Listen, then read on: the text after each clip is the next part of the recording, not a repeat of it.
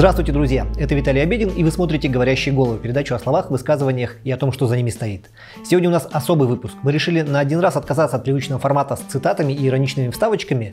Ну а зачем, когда у нас есть главный мем месяца? Вы о чем думаете? Мы часто ругаем и критикуем наших чиновников, но я считаю, что хватит это делать. Настало время отдать им должное. Пока весь мир ломает голову, как победить коронавирус и его мутации, в России и особенно в Якутии чиновники уже совсем разобрались и все правильные решения приняли. Оказывается, чтобы вирус прекратил распространяться, нужно всего лишь лишить его питательной среды, а это загибаем пальцы. Хорошее времяпрепровождение, повышение культурного уровня, спортивный и здоровый образ жизни, вкусная пища. Короче, чтобы победить вирус, нужно первым делом закрыть кинотеатры, художественные галереи, спортзалы и кафе с ресторанами. Человек сразу становится раздраженный, злой, недовольный жизнью, и вирусу он в таком качестве не интересен. Вирус просто отворачивается от такого человека и говорит «хватит». В то же самое время власти Якутии не пытаются навести, например, порядок в общественном транспорте, когда люди набиваются в автобусе как сельдь в бочке. Или не пытаются организовать нормальное обслуживание в медицинских учреждениях, потому что с первым тупо не знают, что делать, а что касается второго, то это просто выше их понимания. Предыдущий глава Якутии Егор Борисов лично пытался навести порядок хотя бы в том же НМЦ, Национальном медцентре, с толпами на регистратуре и с отношением персонала к посетителям, но не преуспел. Нынешний даже не берется. Видимо, решил, что... Нет, серьезно. Частный предприниматель работает по профилю, тренирует людей или их кормит, и к нему могут по 3 раза на дню прибегать то нездорово возбужденные общественники, то псевдонезависимые блогеры, то административная комиссия, то представители какого-нибудь мониторинга. Ну, на проверке малого бизнеса наложен мораторий, поэтому все ходят с мониторингами. А государственные медики устраивают ярмарку здоровья с дикими толпами, без соблюдения социальной дистанции, в период ограничений, и все нормально, никаких нарушений. А помните пилотный проект? Через 2 недели после него, в 2020 году, кривая заболеваемости ковид скакнула вверх в 2 раза. Это был проект, затеянный под одного конкретного человека из «Единой России», чтобы у него появились шансы на выборах в Гордуму по центральному округу города Якутска. Людей тогда собирали в гигантские очереди на бесплатные тесты на корону прямо на улицах, в микроавтобусах, на площадях. Этого человека звали Лена Афанасьева, и сегодня ее назначили ИО министра здравоохранения Якутии, вместо ушедшей в отставку Елены Борисовой. Массовый отбор тестов в рамках пилотного проекта начался с 1 сентября 2020 года. Число заражений на этот день 46.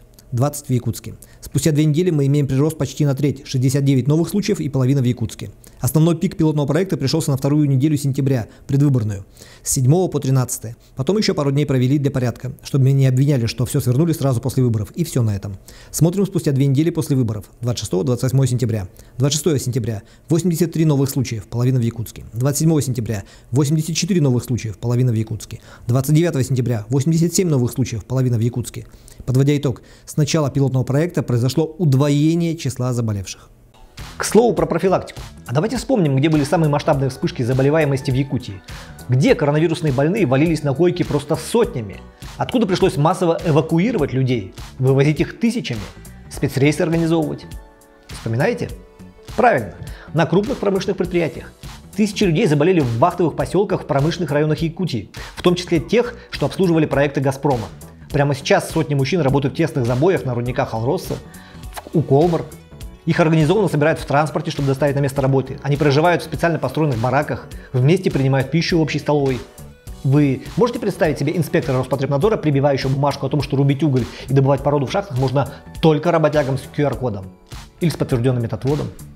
Как думаете, как отреагирует на это высший менеджмент таких компаний? Мне кажется, реакция будет вот такой. Там просто другие правила, другие приоритеты, другие люди и, пардон, другие крыши. Вот остается отыгрываться на собственном населении, принимая бессмысленные и комичные решения. И не забывая чуть что переобуваться. Помните, что нам говорили, когда мы сидели на самоизоляции? Нужно, чтобы в рассрочку переболело 60% населения, тогда мы получим коллективный иммунитет. Ну хорошо, тогда вакцины не было. С появлением вакцины требование получило апгрейд. Нужно, чтобы было вакцинировано 60% взрослого населения, тогда мы получим коллективный иммунитет. К настоящему времени в Якутии вакцинировано 50,2% взрослого населения.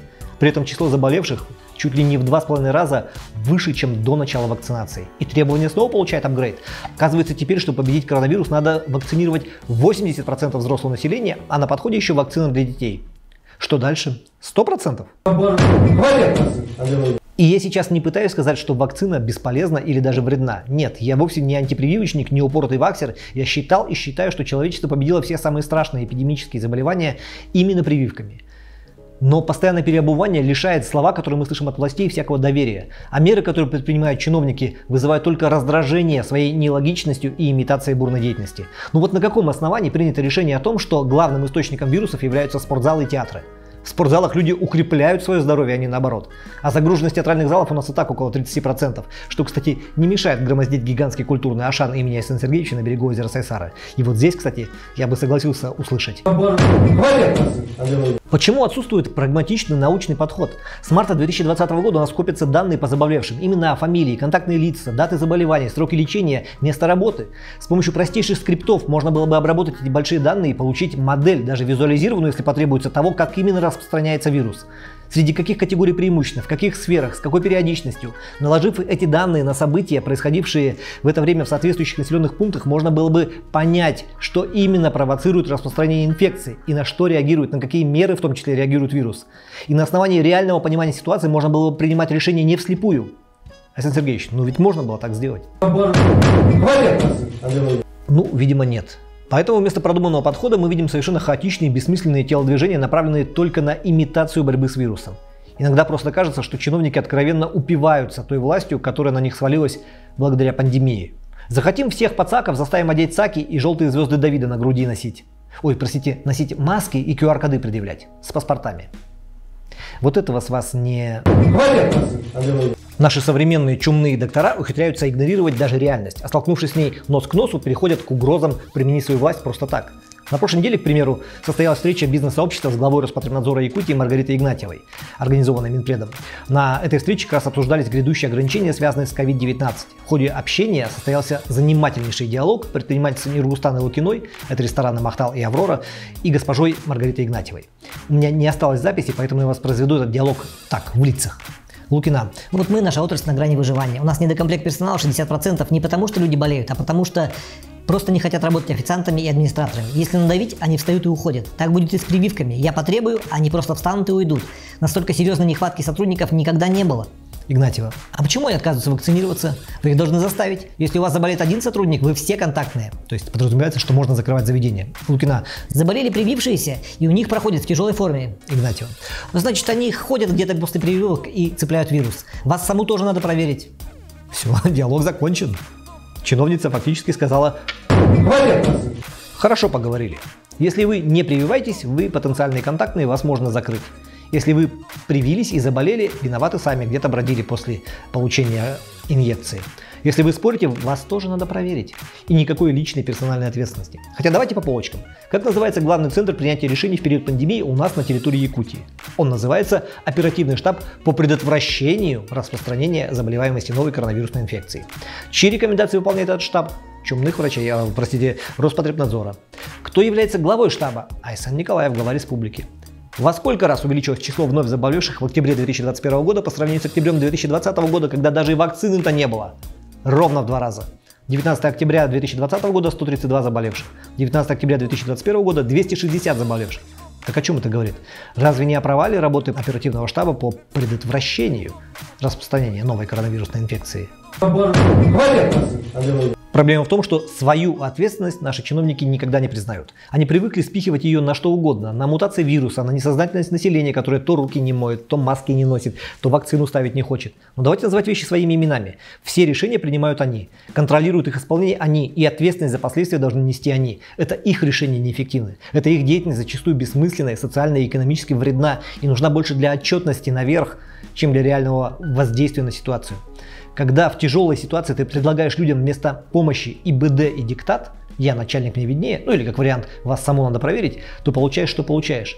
Люди игнорируют запреты и собираются на полуподпольные концерты не потому, что им плевать на свое здоровье, а потому, что они банально не верят тому, что исходит от властей. Люди тоже считают, что с ними так поступать.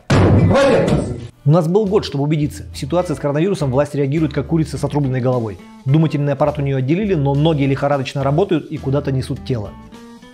На всякий случай, я не призываю не подчиняться или саботировать инициативу оперштаба, хотя они порой откровенно вредны. Я призываю тех, кто принимает решение, включить наконец голову. Прикиньте, это тоже от вируса помогает. Ну хватит же, правда?